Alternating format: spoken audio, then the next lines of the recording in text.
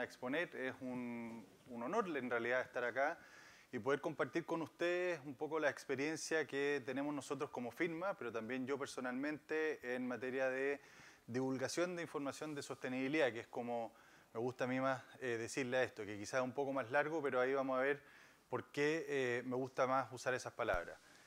En primer lugar, para presentarme, yo me uní a Deloitte como líder de sostenibilidad de la firma en agosto del año pasado. Antes de eso, trabajaba en la Comisión para el Mercado Financiero, donde era el jefe de supervisión de información de finanzas sostenibles. Me gustan los títulos largos de la comisión. Pero básicamente fui el encargado de desarrollar el modelo de supervisión de la información de sostenibilidad de las memorias, a propósito de la 461, y después de implementarlo en el primer reporte obligatorio el año 2023. Y paralelamente, y durante casi 5 años, fui el coordinador del Grupo de Trabajo de Cambio Climático de la Comisión.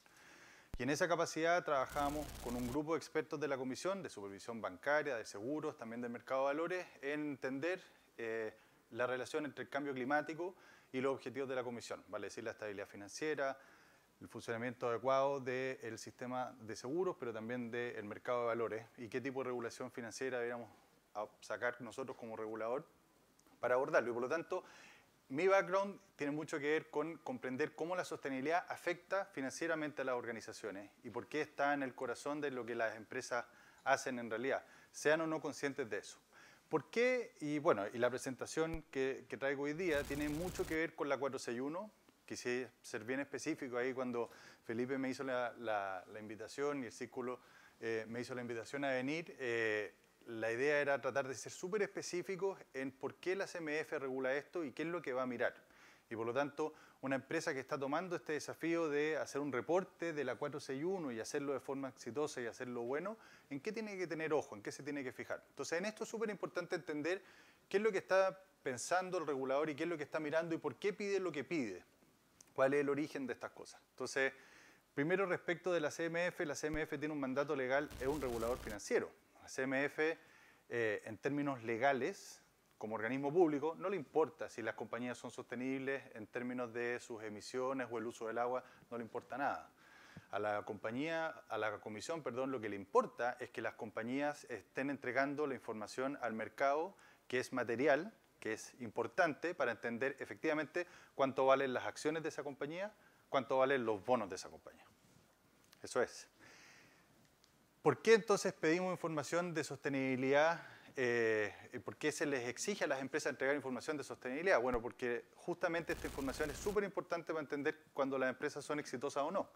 Hoy día en la mañana le comentaba a Felipe, estaba escuchando a Fernando Gacitúa, el presidente de CNPC, que decía que la sostenibilidad está en el corazón de lo que ellos hacen, porque son una compañía que tiene 102 años, 104 años, y que si quieren durar 104 años más, ellos tienen que entender muy bien cuáles son las tendencias, las novedades que hay, pero básicamente también cómo la compañía es sostenible en el tiempo. Entonces, para él, esto tenía que ver con el desarrollo del negocio y hacer que el negocio dure. Y esa es justamente la mirada que está un poquito detrás de la sostenibilidad. Y las empresas que están aquí reunidas, con las que algunas de ellas nosotros tenemos el gusto de trabajar, tienen esto súper claro. Y esto es justamente lo que la Comisión quiere ver. Pero de nuevo, ¿por qué? Porque para los inversionistas lo que ellos necesitan es entender cómo el mercado valora estos esfuerzos.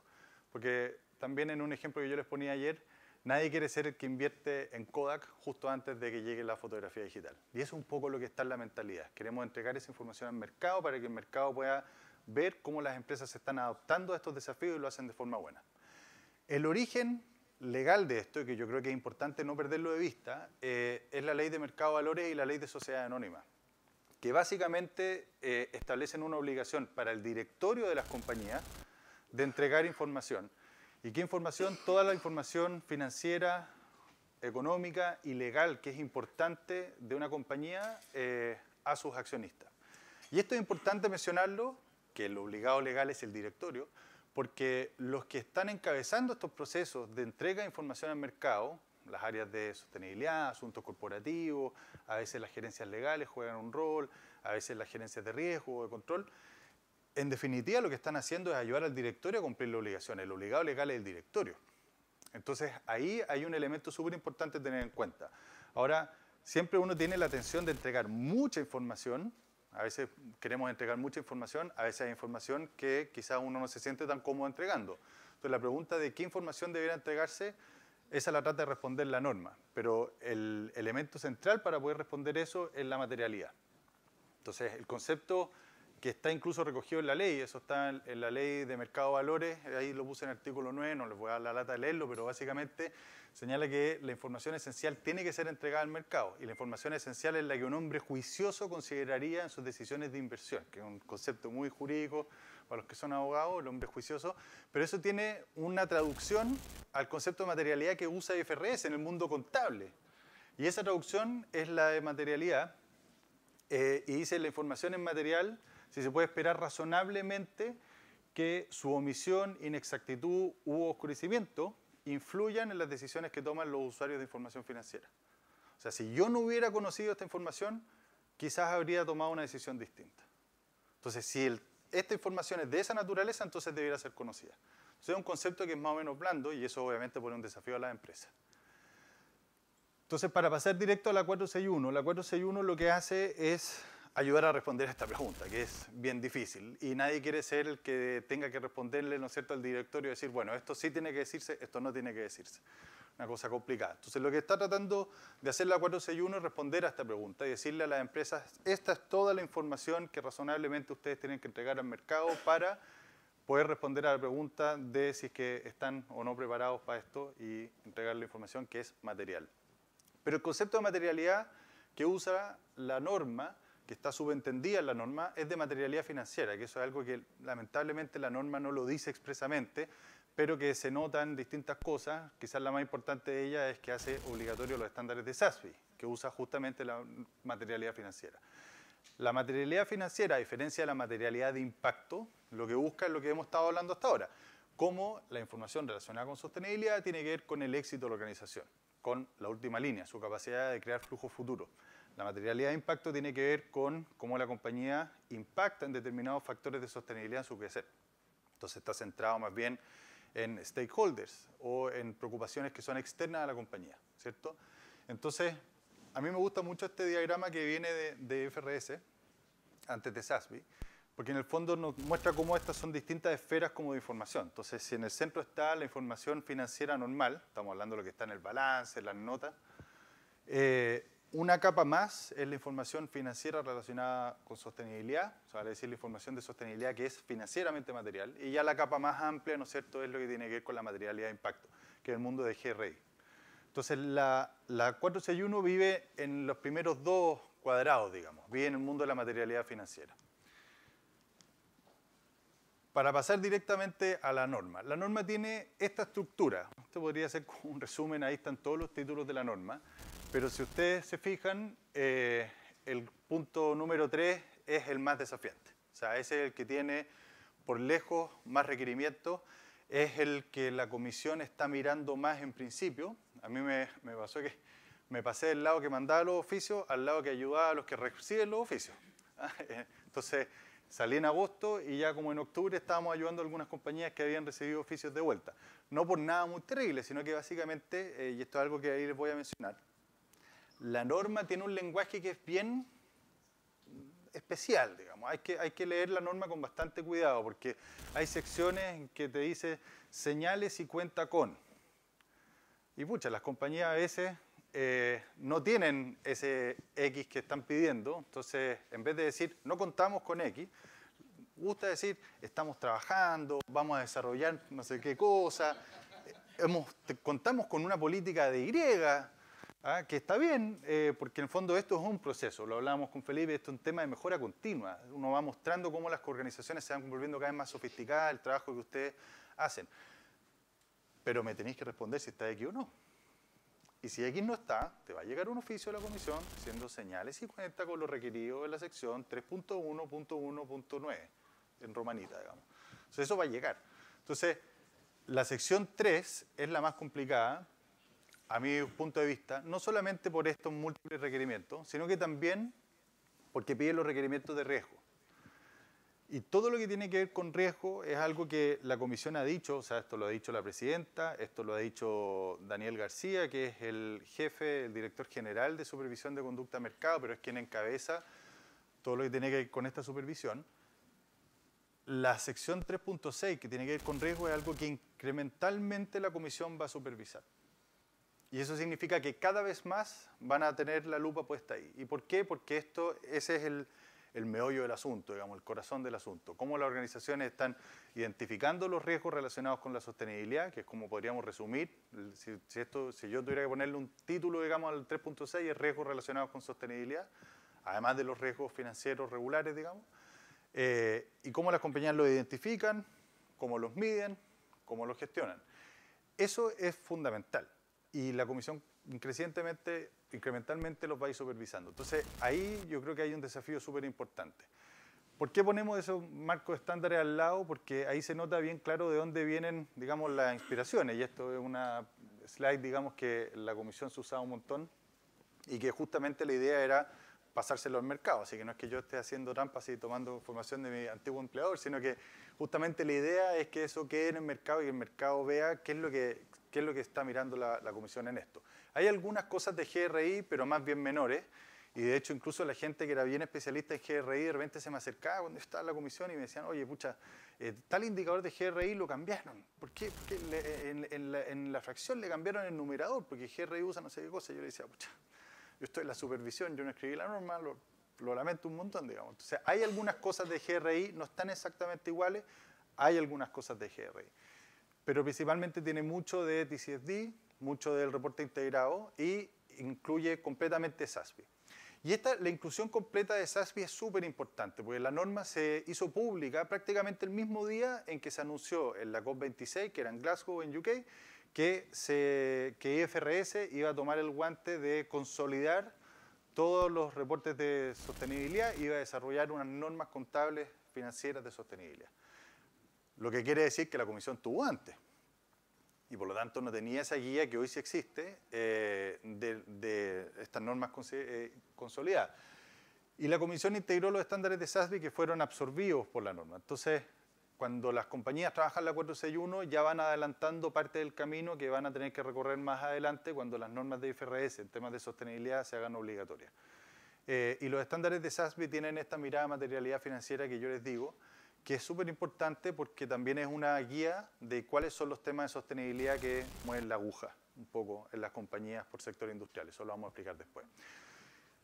Respecto como cambios, para las compañías que llevan bastante tiempo reportando, hay algunos elementos que son más distintivos respecto de cómo eran las obligaciones de divulgación anteriores de la comisión. Porque la comisión, antes SBS, tenía un camino largo recorrido en temas de pedir información. Estaba la 385, la 386, distintas normativas en que pedían información. Entonces, ¿qué cambió? Uno, la mirada de materialidad, que yo les he comentado bastante. O sea, ahora el foco está bastante más puesto y de forma más clara. No todavía todo lo claro que a uno le gustaría, pero bastante claro en temas de materialidad financiera. Segundo, la divulgación es un poco más exigente. Antes todo era comply or explain. Entonces, señale si cuenta con X y bueno, si no contamos con X, bueno, no contamos con X porque lo que sea. Ahora hay secciones de la norma que son obligatorias y de hecho, a pesar de que la norma tiene mucho de señales si cuenta con, hay también muchas secciones que son directamente obligatorias. Entonces, ahí lo vamos a ver en estas complejidades que tiene la norma. La regla general es que la norma es obligatoria y si la norma pide algo, hay que mostrar ese algo. No dice si es que lo cuenta o no. Ese algo tiene que estar. Entonces, ahora son preguntas que hay que responder. No vale simplemente decir, no, mira, no lo estamos pensando. Hay que tener una respuesta si es que no lo hace. Entonces, eso es más exigente. Después, la gobernanza está al centro. Y ahí conecto de nuevo con lo que decía antes, sobre todo para ustedes que son los que lideran en las empresas este desafío, el obligado al directorio. Y eso está muy presente en la norma. Hay dos secciones que son del directorio, una del directorio mismo, otra de los comités del directorio. Y además constantemente a lo largo de la norma hay preguntas que tienen que ver con cómo el directorio supervisa estas cosas. Entonces, la gobernanza está al centro de esto, porque básicamente lo que se asume es que las empresas que están bien gestionadas, que están bien lideradas y donde el directorio está haciendo su función, que es mirar prospectivamente, o sea, los desafíos que vienen, efectivamente dirigir a la compañía y no simplemente viendo la información histórica, bueno, cómo estuvimos en los resultados de este mes, cómo estuvimos, ¿no es cierto?, en la eficiencia, etcétera, que eso es información histórica del pasado. Eso es lo que la norma quiere ver. Entonces hay mucha pregunta sobre eso y por lo tanto la carga está puesta en el directorio y las preguntas van para ese lado también. Y por último, el supuesto que está transversalmente en la norma es supuesto de cambio y complejidad, para ponerlo de alguna manera, pero es lo que ustedes viven todos los días y lo que mencionaba acá el presidente del Círculo, yo creo que de una manera muy buena, estas son las cosas que uno se acuerda. Yo siempre he pensado que quería meter algún tipo como de poesía o algo así en las presentaciones, porque eso nadie se acuerda de estas cosas tan áridas, digamos. O sea, voy a pensar cómo meter a Cerrado algo.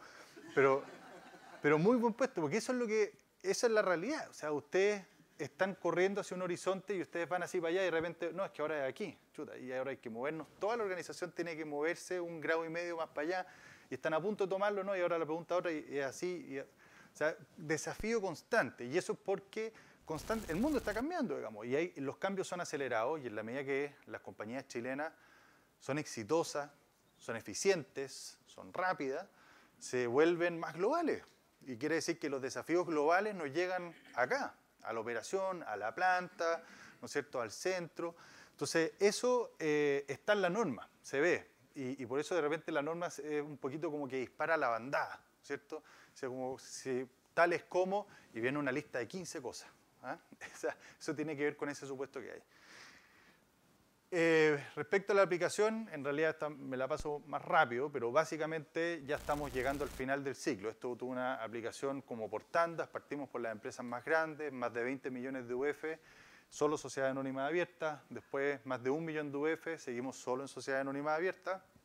Ahora venimos al último periodo y ya entran sociedades anónimas especiales, estamos empezando bancos, compañías de seguro, las AFP, administradoras generales de fondos en cuanto a sus patrimonios propios, las bolsas, otras entidades financieras, pero además también sociedades anónimas cerradas, como por ejemplo las que son de infraestructura, obras viales, que generalmente son sociedades anónimas cerradas, pero sí emiten bonos, entonces son emisores de valores de oferta pública.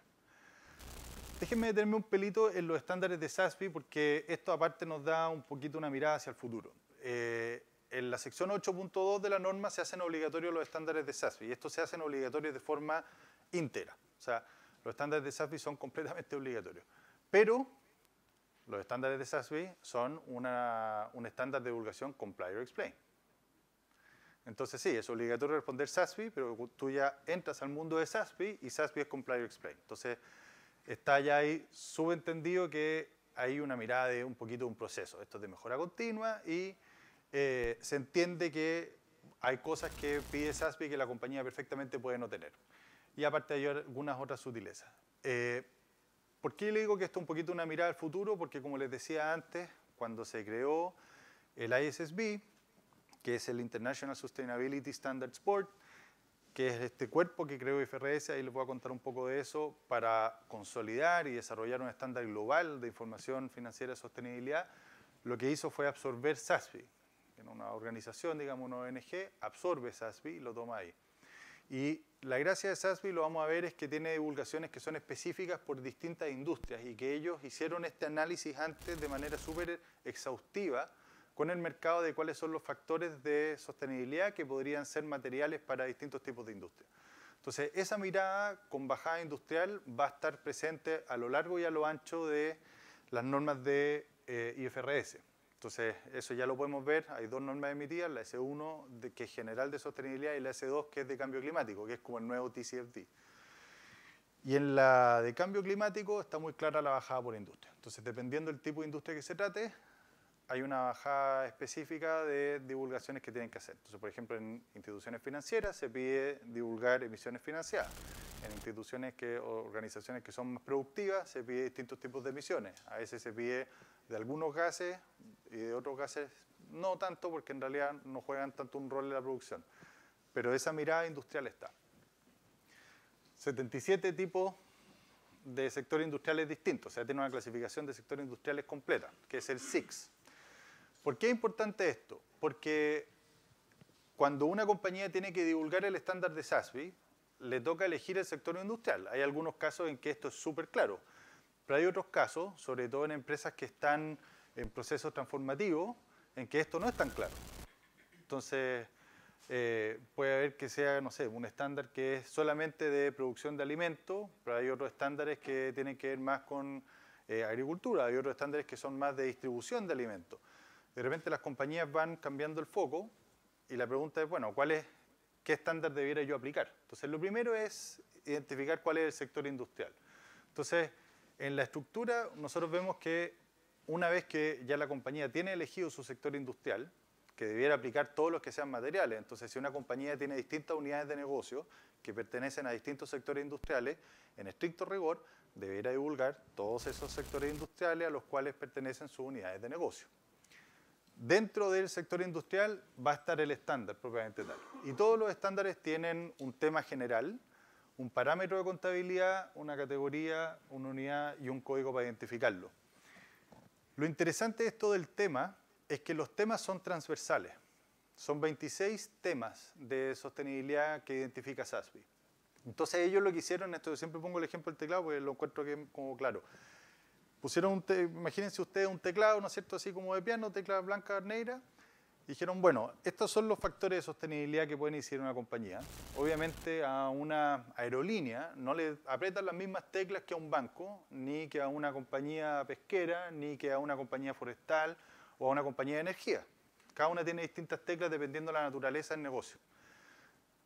Pero sí, esas teclas son las mismas teclas. No es que hayan 26 teclados, es el mismo teclado, pero son combinaciones de teclas distintas. Entonces, lo interesante de esto es que la bajada del tema en el parámetro contabilidad puede cambiar, pero los temas son comunes.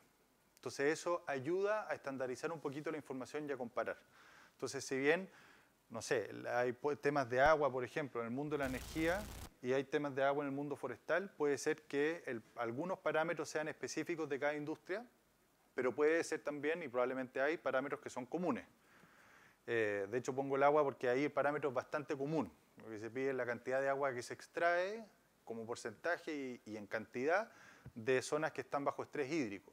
Y esa clasificación de estrés hídrico es global, por cuenca, por una ONG que tiene mapeado el mundo completo y sabe qué cuencas están más o menos estresadas. Entonces eso es bien interesante, porque en el fondo puedes ver la eficiencia en el uso del agua de distintas organizaciones independientes del modelo de negocio. Entonces hay una mirada más transversal. Lo interesante también de esto es que cuando una compañía se enfrenta al estándar de SASB tiene que hacer más o menos este camino. Este es como el mapa. Entonces primero, como yo les decía, identificar cuál es el sector industrial que tengo que divulgar. Entonces entender ya, a ver, tengo 3 modelos de negocio, o sea, tengo 3 unidades de negocio distintas. ¿Aplican este igual o no? Ya, tengo estos sectores. Después, elegido los sectores, ¿cuáles son los parámetros que voy a divulgar? O sea, dentro del tema después teníamos los parámetros, que es como el requerimiento probablemente tal. Hay parámetros que no van a ser materiales. Por ejemplo, en Chile no tenemos energía nuclear. No se puede, no está permitido. Entonces, obviamente, todos los parámetros de divulgación que tienen que ver con energía nuclear, una compañía de energía no le aplican, digamos, porque acá no es posible. Entonces, simplemente eso no aplica. Después hay que ver de los sectores de las subsidiarias, porque también en el caso de las compañías que tienen subsidiarias, que son grupos, hay que ver si es que las subsidiarias tienen esos resultados ahí. Entonces a mí esto es algo que preguntaban un montón y ahí humildemente creo que la comisión tiene espacio para clarificar un poquito más, porque uno ve el resultado del reporte del año pasado, no de este año, y había varias compañías matrices, holding, que debajo tienen 5, 6, hasta 11 compañías debajo y divulgaban los estándares de SASB de un administrador de activos, de una AGF, digamos, de un asset management. ¿Y por qué? Porque, bueno, porque SASB lo recomienda, porque es al final el negocio de una compañía, no sé, pues Quiñenco u otra holding, es administrar las posiciones de las compañías debajo, que está bien. Pero al final, obviamente que todos sus resultados financieros dependen del resultado de sus subsidiarias, y obviamente que las subsidiarias son materiales al funcionamiento. Entonces, si uno quiere entender cómo funciona la de arriba, hay que entender las de abajo. Entonces, debería divulgar todos esos estándares de ahí. Entonces, esos elementos son importantes también. Y después, el mismo ejercicio de si aplican o no los parámetros deberán aplicarse respecto a las subsidiarias. Y ahí vamos con el reporte. Algunas consideraciones, que estas son como las cosas como más de letra que hay que considerar en esto. Como les decía antes, la norma en la primera parte tiene un encabezado que pone como las reglas de la normativa. Yo cuando estaba en la comisión, la mayoría de las preguntas que recibía, y de hecho sigo recibiendo de clientes cuando nos piden ayuda con estos temas, muchas tienen que ver con entender esta operativa. Entonces, Ah, no, perdón, no con esta. Además hay que ponerlo antes, porque esto ya... Claro, no, esto tiene que ver con la parte de cómo se reporta en la métrica, que esto es un dolor. Muchas veces les pasa a compañías que tienen todo esto listo, llega la parte de subir la data y resulta que no tienen preparado el formato, sufren, lamentablemente no es todo lo amigable que uno le quisiera, digamos, la plataforma de la comisión para subir esta información. Entonces, esto es un desafío que hay que tener en cuenta. Esto solo lo pongo ahí porque este es el tipo de cosas que cuando uno está empezando el camino de la memoria uno dice, no, cuando llegue ese puente, ahí lo cruzamos. Pero resulta que estáis en febrero o en marzo, bajo presión, llega el minuto, queréis terminar y resulta que te encontráis con esto y es un sufrimiento espantoso. Entonces, solo lo menciono, mira, se ríen los que les ha tocado. ¿Ah? Se nota ahí que vienen los recuerdos. Claro, como ya pasó el sufrimiento, ahora nos podemos reír. Pero en el minuto es grave. No, esto es lo que les quería decir en realidad. Que esta es importante porque muchas de las preguntas vienen o tienen relación con este tema. La norma, como yo les decía, tiene este lenguaje que es bien alambicado, para ser franco. Con excepción de aquellas exigencias que no resulten aplicables a la entidad por su naturaleza o conformación de su órgano de administración, o que conforme a los presentes instrucciones su incorporación sea voluntaria, la memoria anual deberá contener al menos la información que se señala a continuación. Y ahí viene toda la norma abajo. ¿Qué significa ese párrafo? De aquí viene lo que yo les decía de antes, de que básicamente, a menos de que no aplique por la naturaleza de la organización, la norma es obligatoria. A menos de que la propia norma señale que algo es voluntario o que es, digamos, comply or explain. Señale si cuenta con. Entonces, esto es importante porque muchas veces decían, oye, a mí me decían, esta parte de la norma dice señale si cuenta con no sé qué cosa. Yo no la tengo, pero creo que la voy a tener. Entonces, legal me dice que no pongamos nada. Yo quiero poner que la voy a tener y no sé qué decirle al directorio. Entonces, ahí lo que hay que poner es, bueno, señales y cuenta no, hay que decir no cuento con X. Si no, te va a llegar el oficio. Pero es perfectamente válido decir, estamos trabajando en esto. Vamos avanzados y tenemos expectativas razonables de que al próximo ejercicio ya contemos con lo que sea que se cuente. Entonces, eso para tenerlo en cuenta. Después, en el segundo párrafo, tiene este lenguaje súper largo, que me voy a ir al resumen que pongo yo abajo. Pero básicamente cada vez que la norma pide un sistema, una práctica, un manual, una política, es comply or explain en la práctica. ¿Ya? Entonces, aún, a pesar, esta es como una excepción a la excepción de arriba. ¿Ya? Entonces, arriba es todo es obligatorio a menos de que la norma diga lo contrario. Lo de abajo es, aunque diga que es obligatorio, si es que pide un manual o una práctica, basta con señalar si cuenta con él o no. Entonces, eso también son, digamos, vías de escape, herramientas que la comisión dejó ahí para que las compañías puedan ir haciendo o dando cuenta de que esto es un proceso de mejora continua y que muchas veces hay cosas que están en la norma que las compañías quizás no tienen todavía, pero que creen que van a tener o esperan tener o están trabajando en eso. Porque también esto no es simplemente cumplir por cumplir y llegar y poner un montón de información ahí que son puros papeles que están colgados o puestos en el cajón, digamos, de todos ustedes. Y otra gente dentro de la organización. La idea es que sea realidad en la gestión. Y lo otro es lo que yo les decía, el lenguaje. Entonces, hay cosas que son obligatorias y con esas que son obligatorias hay que tener harto ojo porque esas hay que abordarlas de forma completa. Porque también es un poco lo que el mercado mira más y tiene más expectativas. Entonces, por ejemplo, les dejo aquí un par de ejemplos en que el lenguaje es más pesado. Respecto al marco de gobernanza, se deberá divulgar cómo la entidad integra un enfoque de sostenibilidad. Y ahí no es si es que cuenta con... No, aquí es cómo la sostenibilidad, tú comprendes cómo le pega a tu organización, cómo la afecta, qué impacto tiene, cómo ustedes están, digamos, enfrentando estos desafíos que vienen, aprovechando las oportunidades de negocio que vienen, etcétera. En gestión de riesgo, otro ejemplo, se deberá describir cómo la entidad integra en su actividad un marco de gestión de riesgo, control interno, etc. En el punto 2, los riesgos y oportunidades que la entidad hubiera determinado pudieran afectar de manera material el desempeño de los negocios y su condición financiera. Y de ahí viene una lista de nuevo, así como un poco disparando a la bandada, de un montón de cosas relacionadas con sostenibilidad. Esto acá es un anticipo de lo que viene en IFRS. Si uno ve la S1 de IFRS, parte con un análisis de materialidad obligatorio, y después, que eso es entender de los muchos distintos factores de sostenibilidad, vuelvo a las teclas, ¿no es cierto?, el teclado que hablábamos antes, ¿cuáles de esas son las que son materiales financieramente para mi organización? Bueno, y esas que son materiales, ¿qué es lo que hace la organización respecto de ellas? O sea, las que son riesgos para mí, ¿cómo gestiono esos riesgos? Las que son oportunidades, ¿cómo estoy aprovechando esas oportunidades? Entonces, eso es para tener en cuenta. Y ahí, simplemente ya para ir cerrando, lo que tiene que ver con IFRS, y contarles un poco de esto, probablemente muchos de ustedes esto ya lo han visto, pero a veces ahí el día a día come y quizás no han tenido tiempo.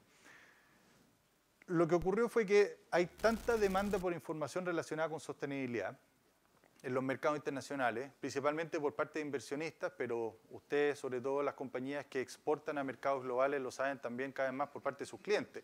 Hay tanta demanda de información relacionada con sostenibilidad que se hacía imposible entender esta cuestión, porque salía el estándar para el carbón, el estándar para el agua, el estándar de impacto positivo en las comunidades, GRI, los ODS, ¿cómo conecto los ODS con GRI? Bueno, y después aparece SASB, una sopa de letras, una cosa espantosa, horrible para las organizaciones, para las compañías, pero también para los inversionistas, que lo único que están tratando de hacer es entender qué compañías estaban mejor preparadas.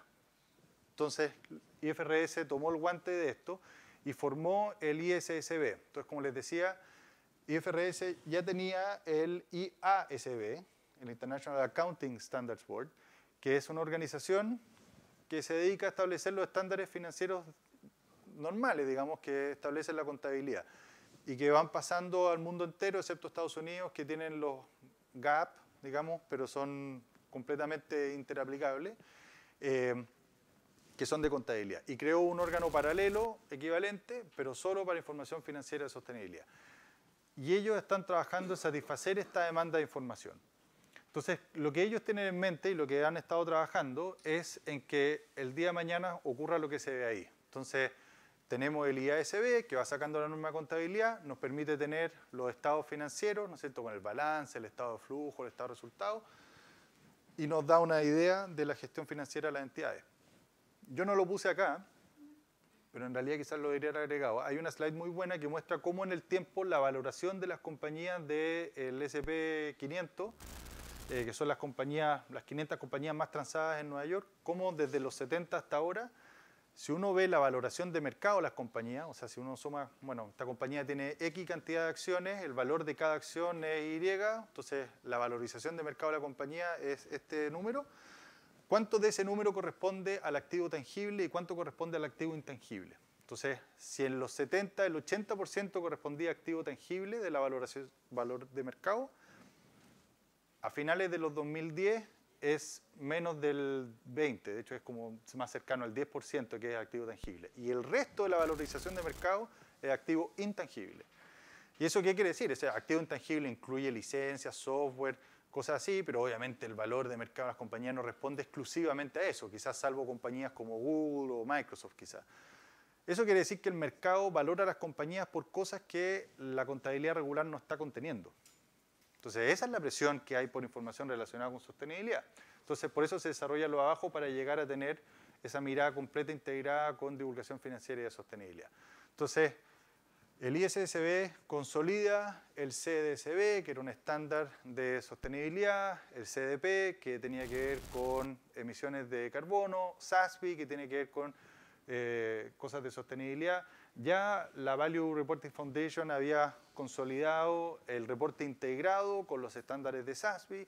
Entonces vemos que todo se va consolidando en el ISSB. Y de hecho, el TCFD, que viene en verdad de los supervisores financieros, era un grupo de trabajo que dependía del Financial Stability Board, que es una organización internacional dedicada a la estabilidad financiera. El TCFD fue absorbido formalmente por IFRS. Entonces, la S2 en verdad es el nuevo TCFD, y de hecho la estructura de TCFD, que es lo que voy a decirle a continuación, pasó íntegramente a el ISSB. Y lo último que queda, entonces ahora ya se consolidó todo eso en el ISSB, queda GRI. ¿Y por qué? Porque teníamos estos cuadraditos, ¿se acuerdan que yo les mencionaba al principio respecto a la mirada? Entonces, los dos primeros cuadrados le están hablando a los inversionistas, a los que toman decisiones financieras, al que está mirando la organización y dice, bueno, a esta organización le presto plata o no le presto plata, invierto en esta organización o no invierto en esta organización. A esa audiencia, una audiencia financiera, habla el ISSB. GRI habla a stakeholders, ¿cierto? A los que están preocupados de los impactos en distintos factores de sostenibilidad que tiene la organización. Ese mundo está fuera del ISSB, ese mundo lo lidera GRI, y GRI y el ISSB tienen una mesa de trabajo continua, constante, en que coordinadamente van avanzando, también para tratar de estandarizar y juntar los estándares todo lo que puedan.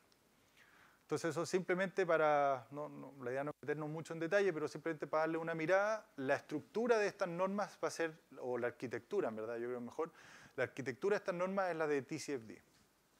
¿Y eso qué significa? Que la mirada está puesta en 4 pilares. Aquí por espacio puse el circulito, pero en realidad mejor habría sido el de las 4 columnas, que quizás algunos de ustedes están familiarizados, con gobernanza, estrategia, gestión de riesgo, métrica y objetivos. Y a mí esa me gusta mucho, porque yo que vengo originalmente del mundo de la regulación financiera bancaria, porque esto se parece mucho a una norma de supervisión bancaria. ¿Y por qué? Porque en el mundo de la supervisión bancaria, lo que le importa al supervisor, pero también al inversionista, al accionista, al que invierte en los bonos de un banco, es que el banco esté gestionando prudentemente su negocio, usando la plata de los depositantes de forma prudente. Y eso significa que hay que entender cómo el directorio supervisa los riesgos, cómo la alta administración tiene asignadas las responsabilidades, que no pase que hay un punto ciego que nadie ve, que nadie sabe quién se hace cargo, quién responde por eso. O sea, que todos los gatos tengan cascabel, ¿verdad? Que no queden mundos ciegos. Pero además también que la estrategia se entiende, que tiene un modelo de negocio razonable, que tiene una estructura de capital que responde a ese modelo de negocio, que el modelo de negocio tiene que ver con el mercado en el que participa, etcétera. Y que ese modelo, esa mirada al modelo de negocio tiene una traducción en la gestión de riesgo y que esa gestión de riesgo es real, que no es de papel, que tiene una capa política efectiva que la respalda, etcétera. Y por último, que se mide y que esas mediciones son reportadas interna y externamente a quien corresponde. Entonces, esa mirada de gestión integral que proviene del mundo financiero, y yo le digo, TCFD viene de ese mundo, está pasando íntegramente a esto, a la gestión de sostenibilidad. Y eso yo creo que es una excelente noticia porque a las compañías que hacen bien las cosas les da una oportunidad de mostrarlo de forma íntegra, de mostrarlo bien. Yo lo veo en los clientes con los que nosotros trabajamos, se hacen esfuerzos muy grandes en estas cuestiones. Y esto implica cambios tremendos en las organizaciones y de hecho muchas veces a nosotros nos pasa en la firma, no solamente acá, en muchas jurisdicciones que los gerentes generales dicen me encantan los temas de sostenibilidad porque me dan la excusa perfecta para hacer cambios estratégicos. Cuestiones que por años han funcionado de la misma manera, tú decís, oye, esto por un tema de sostenibilidad del futuro de la compañía tenemos que cambiarlo. Y te da la razón con la cual la gente se sube al carro y cambia y hace las cosas de manera distinta. Ese tipo de mirada integral de la compañía es lo que esto trata de ver, es lo que esto trata de generar información sobre eso y de entregarlo a los demás. Así que bueno, ese es lo que viene, el desafío por delante. Yo los dejo hasta ahí y quedamos ahí para algunas preguntas. Muchas gracias.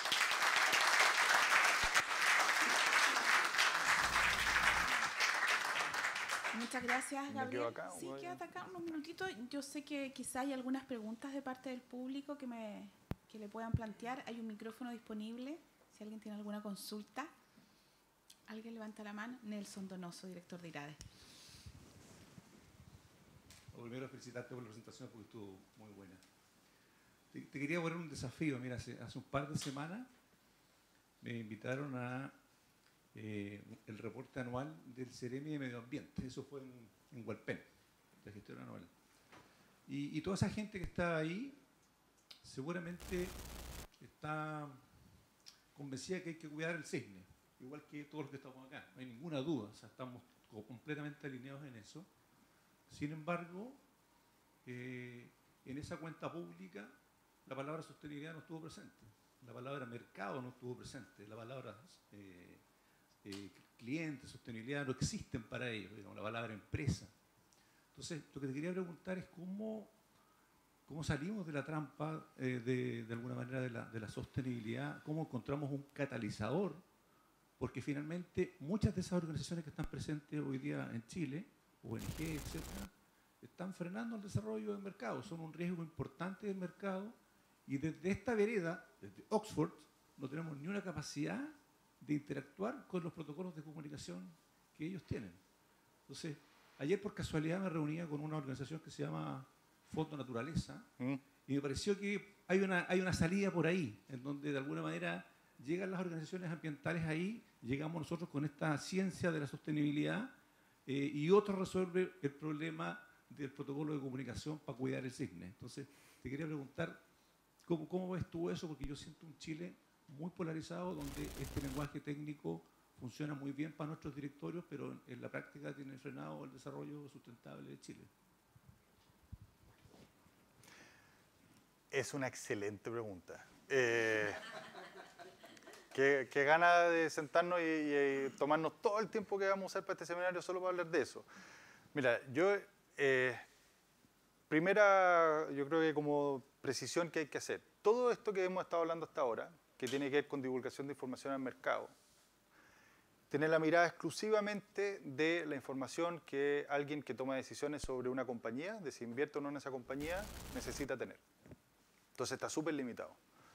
Eso es bueno porque acota súper claramente de qué es lo que estamos hablando, por qué hay que generar estas obligaciones, por qué se supervisa por parte de la Comisión, por qué como país nos gastamos los recursos que implica tener un supervisor financiero que está pidiendo esta información en las compañías. Que también es una pregunta súper legítima, porque esa plata podría estar en tener más de otras cosas, digamos, de todo tipo de cosas, de las múltiples necesidades. Pero está acotada a ese mundo. Y a mí muchas veces me pasaba en la CMF, y de hecho yo, como era el coordinador del Grupo de Trabajo de Cambio Climático, participaba también de otras cosas relacionadas con este tema en las que la Comisión participaba. Entonces, en la taxonomía que está desarrollando Hacienda, en la Mesa Pública y Privada de Finanzas Sostenibles, Finanzas Verdes del Ministerio de Hacienda, pero en el fondo hay un tema de política pública que no está en esta. Eso escapa totalmente el mandato legal de la Comisión. La Comisión no es la respuesta para eso. Y a mí me pasaba cuando yo estaba en la Comisión que llegaba incluso de repente gente hasta de Hacienda a decir, oye, es que esto tienen que hacerlo ustedes. Yo decía, ¿cómo nosotros, eso apunté todo a propósito de la taxonomía, para clasificar qué actividad económica es sostenible o no de cara a inversionistas? Yo decía, ¿cómo nosotros vamos a clasificar cómo la pesca de arrastre de jibia o lo que sea es sostenible o no? Si nosotros somos supervisor financiero, eso es absurdo. Entonces, a veces ni siquiera... Ahora Hacienda tomó el manto y Hacienda está liderando eso y sacando la taxonomía. Pero hasta esa conversación era muy difícil porque nadie sabe a quién entregarle esta cuestión. Yo te doy mi opinión muy personal, que represento solamente a mí, no estoy hablando por Deloitte, ni mucho menos por nadie con el que haya trabajado antes. Yo creo que hace falta esta mirada de que la empresa es parte de la solución a nivel de la política pública que tenemos en Chile. Y nos falta una mirada estratégica como país en eso. Y yo creo que si nos sentamos nosotros como organizaciones privadas, o sea, nosotros también, Deloitte como empresa, a decir, pucha, oye, que hace falta esto, qué lástima que esto no está, vamos a morir sentados esperando. Entonces, aquí hay un desafío que yo creo que, para bien o para mal, es de nosotros, de la empresa, de ir a los que hacen política pública y hablarle esto, y decirle, oye, nosotros somos parte de la solución, no somos parte del problema. Aquí nosotros la empresa, la actividad productiva, el desarrollo, nosotros no somos un problema con el que hay que lidiar. Pucha, qué lata que haya actividad forestal en la cuenca de este río. Pucha, qué lástima que hay pesca, digamos, en este seno. Si esa es la mirada, no vamos a llegar a ninguna parte, porque la gente necesita empleo. Entonces yo creo que ahí hay un desafío de nosotros de sentarnos y hablar de estas cosas. Y a mí lo que me ha pasado en este gobierno y el anterior es que cuando uno habla de estas cosas, porque yo también desde la comisión adentro hablaba de estas cuestiones, hacía un montón de ruido y trataba de convencer y encontrar las mismas barreras, créanlo o no, estando uno sentado dentro del gobierno o del Estado en realidad, porque la comisión es bien autónoma, pero dentro del Estado igual uno encuentra barreras. Y fíjate que es como esas reuniones en que uno se sienta a levantar riesgos. Los primeros 40 minutos es todo, no pasa nada, no tengo ningún riesgo, y ya después de los 40 minutos de recién te dicen, mira, si es que de repente aquí tenemos problemas. Lo mismo pasa con esto. Al principio es puro no, y después de 40 minutos dicen, bueno, sí, en realidad aquí hay cosas que tenemos en común, esto podríamos hacerlo. Entonces ahí hay que generar esa como instancia de diálogo. Y falta. Yo creo que si es que nosotros las empresas esperamos a que venga del Estado, vamos a esperar para siempre. Pero lo que sí quizás falta por el lado nuestro es generar el diálogo y quizás tener una mirada más conjunta. Y ahí organizaciones como IRAE juegan un rol fundamental. Particular esa opinión, esa mirada, que es de política pública, no es de política, son cosas separadas. Y a veces ustedes tienen mucho más claro cuál es la política pública que se necesita que la autoridad, porque ustedes están ahí todos los días y dicen, pucha, puede ser cualquier cosa. Si pudiéramos poner, qué sé yo, pudiéramos hacer una prenda sobre tal tipo de concesión, entonces podríamos financiar no sé qué cosa y podríamos hacer esto aquí y no hacerlo allá. Ese tipo de cuestiones que de repente no se ven son las que son clave, pero ese diálogo hay que crearlo. Sí.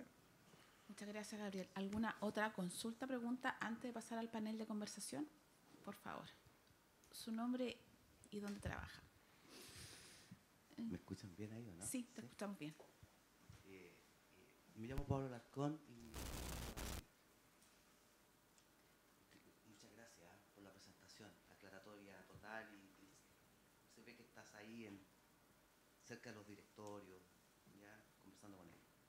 La pregunta que hizo el señor allá, que no lo conozco, pero sé que es muy buena. Pero les quiero decir, quiero comentar desde la experiencia. ¿Ya? Y creo que falta el músculo. ¿Ya? Falta la articulación desde la base. Cómo unimos la estrategia con la táctica. ¿Ya? Mira,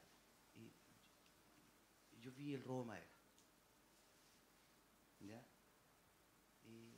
Lo bajamos de 100 millones de dólares a 5. Sector forestal. ¿Cuál es la experiencia detrás? Lo que tú planteabas. ¿Ya? ¿Cómo nos conectamos con la política pública, con la ley? ¿Ya? Una ley mal hecha. ¿Ya? Y si no lo reconocemos, ¿ya? Nos vamos a dar un loop dando vueltas. Segundo, ¿cómo reconocemos eso en los estados financieros de nuestras empresas como una buena gestión? Había mala gestión del riesgo. Y aquí viene la pregunta. ¿Cómo hacemos que esa eficiencia en los controles, cuando tú dijiste y navegaste en la nube, ¿ya? ¿Cómo la comisión reconoce esa eficiencia? ¿Ya? Porque te pueden decir, oye, voy a hacer esto otro. ¿Ya? Porque deberían buscar el músculo, que lo impulsa. ¿Ya? Y creo que ahí hay algo. ¿Ya? Falta esa conexión, esa validación. ¿Ya? No sé si me explico con la pregunta. ¿Y cómo eso Creo tú que lo sí. reconoces dentro de los estados financieros? ¿Ya? Porque ahí andas tú. Nosotros, porque el tema social y otro tema, lo veo medio difuso, por lo menos. Eso. Mira, es una muy buena pregunta. La primera yo la separaría en dos partes. Uno es el cómo abordas eso, lo que tú decías, el músculo, ¿no es cierto? La capacidad de la organización, me imagino, para hacer frente a eso. Y eso cómo queda mostrado. Y después cómo eso pasa a los estados financieros. A lo primero, lo del músculo, eso tiene mucho que ver con la gobernanza. Entonces, lo que tú estás señalando tiene mucho que ver con eso. Oye, aquí tenemos un riesgo. ¿Quién se hace cargo de esa cuestión en la organización? ¿Quién es el responsable? Identificamos un riesgo, oye, tenemos una merma de 100 millones de dólares por robo de madera. ¿Quién es responsable de eso? No, eso lo va a haber operaciones. O eso en realidad no hay nadie responsable, le afecta a distintos lados de la organización. Hagamos de repente algo especial para abordar el problema. Un grupo de trabajo, un comité, pongámosle un reporte al directorio con algún tipo de frecuencia, hagamos un proyecto, contratemos un consultor, hagamos algo al respecto y pongámosle el hombro al desafío que tenemos y afrontémoslo. Eso mostrarlo, eso está por el lado de la gobernanza. ¿Cómo se reconocen los estados financieros?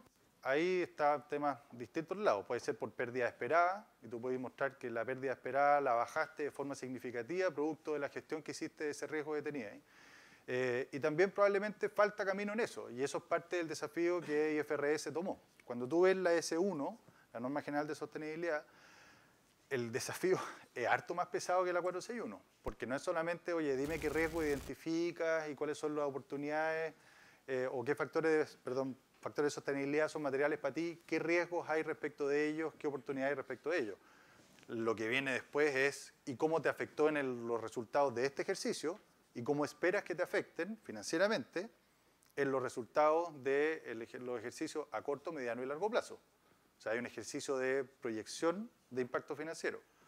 Y ahí entra lo que dices tú. Entonces tú podrías decir, mira, tengo un tema social asociado a esto, tengo robo de madera, me está afectando, tengo mermas por 100 millones de dólares, eso actualmente lo muestro acá en el estado, en el balance de esta manera, o el estado de resultados, donde sea, pero tengo una expectativa de esto reducirlo significativamente, y eso va a entrar, está en la S1, ¿no es cierto?, en que en el corto plazo sea de X, y nosotros creemos que con esto vamos a bajar a no sé cuánto, y bueno, y si tienes éxito, bueno, entonces va a tener una vía formal dentro del estado financiero, las notas que correspondan, de poner eso, ¿te fijas? Ahora, respecto a temas como de sostenibilidad, y yendo más allá del reporte, más allá de cómo esto, como dices tú, mostrarlo, yo creo que hay una parte social que es súper importante en esto y tiene mucho que ver con lo que hablábamos antes, de cómo entender que la sostenibilidad te afecta a ti como compañía. Los factores sociales son fundamentales. Las compañías al final son un conjunto de relaciones y dependencias con otros lados, y las dependencias sociales son fuertísimas. Por eso que las relaciones con los colaboradores, con las comunidades son tan importantes. Entonces, si un directorio no es capaz de ver eso, pero también si los ejecutivos dentro de la organización no son capaces de ver eso y de cómo afectan su propio éxito con las obligaciones que ellos tienen en su propia evaluación de desempeño, digamos, están sonados, digamos. Y eso ustedes lo saben mejor que nadie porque son los que gestionan eso en el día a día. Entonces, parte de esto es también mostrar ese trabajo que muchas veces es invisible y sí se hace, y de ordenarlo, para que alguien que está, como decís tú, ahí arriba en la nube, en los directorios, vea lo que se hace acá, en la realidad. ¿Sí? Muchas gracias, Gabriel. Le damos un aplauso a Gabriel. Gracias a todos.